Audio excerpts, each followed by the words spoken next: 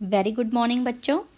माध्यमिक शिक्षा परिषद के अंतर्गत बोर्ड परीक्षा में इस वर्ष शामिल होने वाले सभी छात्र छात्राओं का मैं मीनाक्षी त्रिपाठी अपने यूट्यूब चैनल पर हार्दिक स्वागत करती हूँ। बच्चों, जैसा आप सभी को पता है कि 22 फरवरी से आपके बोर्ड एग्ज़ाम स्टार्ट होने वाले हैं। आपकी तैयारी ज़ोरों पर होगी, तो आपके साथ मैं भी एक कदम से कदम मिला के चलती हूँ और आपको अपने से आगे ले जाने का प्रयास करती हूँ। तो इस क्रम में कुछ मॉडल पेपर आप लोगों को सॉल्व करवाऊंगी, जिसमें इम्पॉर्टेंट क्वेश्चंस हैं जिन्हें सॉल्व करके आप ज़्यादा से ज़्यादा अंक अर्जित कर सकते हैं। आइए बढ़ते हैं इस क्रम में। यहाँ पर मैंने एक मॉडल पेपर होम साइंस का लिया हुआ है, जो कि जिसमें 2023 और 24 के लिए संभावित इम्पॉर्टेंट क्वेश्चंस दिए गए हैं। इस तरह के कई प्रश्न पत्र मॉडल मैं कराती जाऊंगी ताकि आपकी तैयारी अच्छे प्रकार हो जाए। इसका पूर्णांक 70 नंबर का है और जो समय अवधि दी गई है वो 3 घंटे 15 मिनट दी गई है। ये जो 15 मिनट एक्स्ट्रा दिया गया है, यह आपको अपने प्रश्न पत्र को पढ़ने के लिए दिया गया है ताकि आप भली प्रकार क्वेश्चंस को और उसके निर्देशों को पढ़ सकें। तो निर्देश क्या हैं? इसमें 6-7 निर्देश दिए गए हैं। पहले निर्देश में दिया है कि सभी प्रश्न अनिवार्य हैं, यानी जो प्रश्न हैं उन्हें आपको करना है। सेकंड पॉइंट है कि इसमें 2 खंड दिए गए हैं, खंड अ और खंड ब। प्रत्येक खंड को आपको सॉल्व करना है।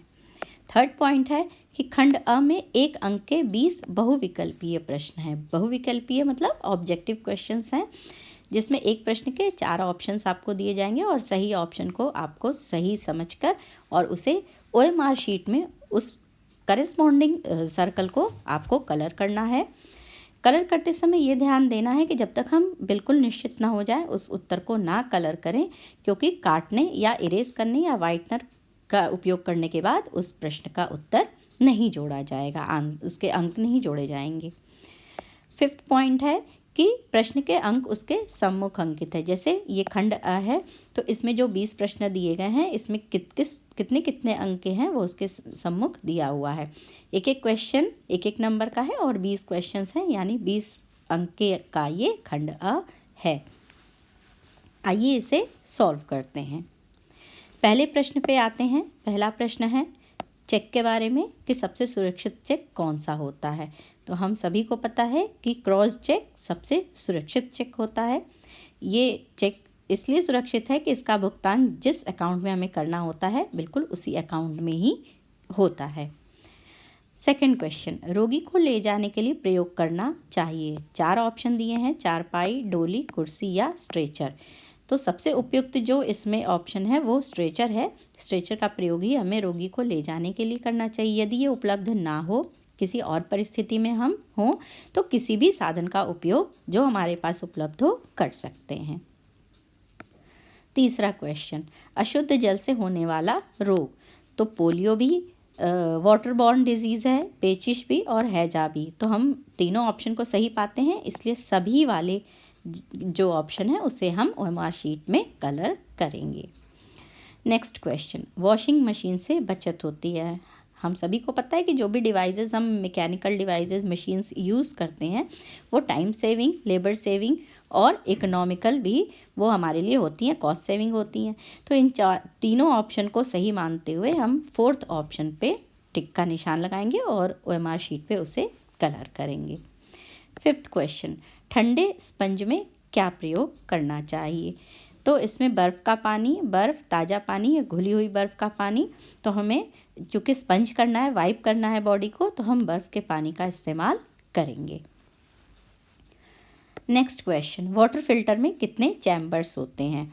तो इसमें बेसिक अगर हम स्ट्रक्चर उसको देखते हैं तो हमें 2 चैम्बर उसका सही ऑप्शन है, क्योंकि एक में इम्प्योर वाटर होता है और फिर वो फिल्टर के द्वारा शुद्ध होकर दूसरे चैम्बर में आता है जिसमें कि प्योर वाटर आता है और इसे हम कलेक्ट कर सकते हैं।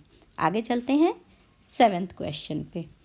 7th क्वेश्चन क्या पूछ रहा है, मोतीझरा का संप्राप्ति काल है। संप्राप्ति काल जिसे हम उद्भवन काल भी कहते हैं, यह वह काल होता है जिसमें कि जो भी जीवाणु, जो भी बैक्टीरिया, वायरस हमारे शरीर में इन्वेड करता है, तो इन्वेजन और उसके सिम्टम्स के निकट दिखने के समय तक जो भी पूरा पीरियड टाइम होता है उसे हम संप्राप्ति काल कहते हैं। तो टाइफाइड के लिए बच्चों 7 से 21 दिन ऑप्शन सही है और इसे नंबर 1 OMR शीट पे हम कलर करेंगे।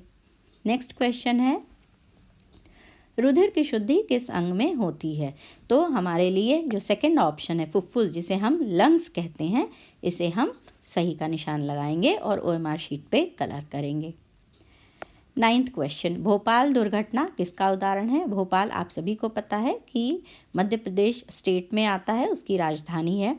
वहाँ पे एक बहुत बड़ा जहरीली गैस का रिसाव हुआ था, मिथाइल आइसोसाइनाइड। तो ये जो जहरीली हवा थी यह वायु में मिल गई थी और उसने वायु को प्रदूषित कर दिया था, जिससे बहुत लोगों की जान चली गई थी और उससे बहुत लोग आज तक प्रभावित हुए हैं। तो इसके लिए वायु प्रदूषण वाले ऑप्शन को हम टिक करेंगे।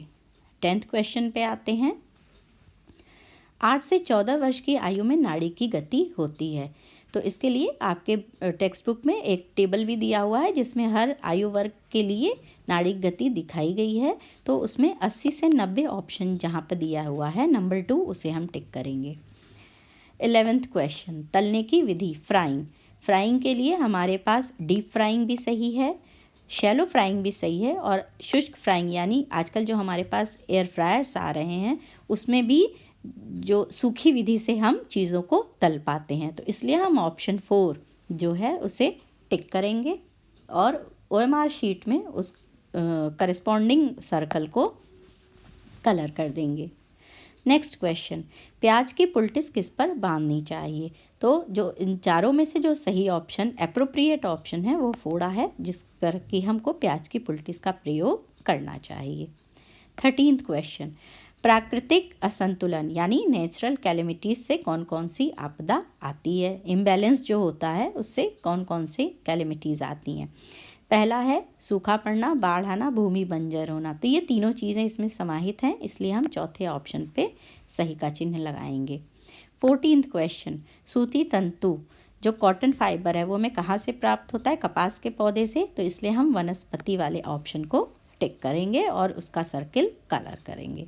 15th क्वेश्चन, क्षय रोगी के भोजन में किसकी मात्रा अधिक होती है। क्योंकि जो ट्यूबरक्लोसिस का जो पेशेंट होता है उसमें प्रोटीन और वाइटामिन्स दोनों की बहुत कमी हो जाती है। वाइटामिन्स उसे चाहिए होते हैं जीवाणुओं से लड़ने के लिए, शरीर को स्वस्थ बनाए रखने के लिए। तो ये दोनों ही ऑप्शन सही हैं। तो आपको बेनिफिट ऑफ डाउट मिल सकता है अगर आप इस क्वेश्चन पे देखते हैं तो प्रोटीन और वाइटामिन्स दोनों उसके लिए इम्पॉर्टेंट हैं।